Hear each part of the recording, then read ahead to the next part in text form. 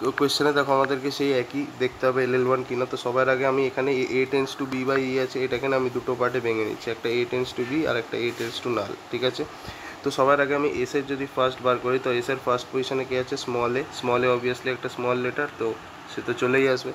এবার আমি যদি ফার্স্ট অফ এ বার করি, তো দেখো ফার্স্ট অফ এর ফার্স্ট পজিশনে প্রথমে আছে বি, তো this is a small letter, তো আমি এটা আরামসে সেটের মধ্যে ইনক্লুড করে নিলাম। বাট সেকেন্ডে দেখো নাল আছে, তো যদি নাল থাকে তাহলে আমি কি বলেছিলাম, দেখতে হবে নালকে কে ফলো করছে এখানে এ, তাহলে ইন্টারসেকশন কি হবে, ফলো অফ এ।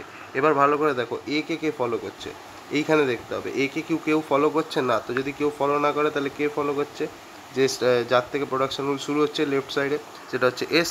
তো ফলো অফ এর জায়গায় আমরা লিখতে পারি follow of S, which is nothing but B intersection follow of S. এবার ফলো অফ এস, এস যেহেতু স্টার্টিং সিম্বল তো ডলার হবে, তাহলে বি ইন্টারসেকশন ডলার। তাহলে এখানে তো আমাদের ফাই আসছে, এটা আমাদের ফাই আসছে। এবার দেখো এখান থেকে আমাদের কি আসছে এ, ঠিক আছে, আর এখান থেকে আসছে ফাই।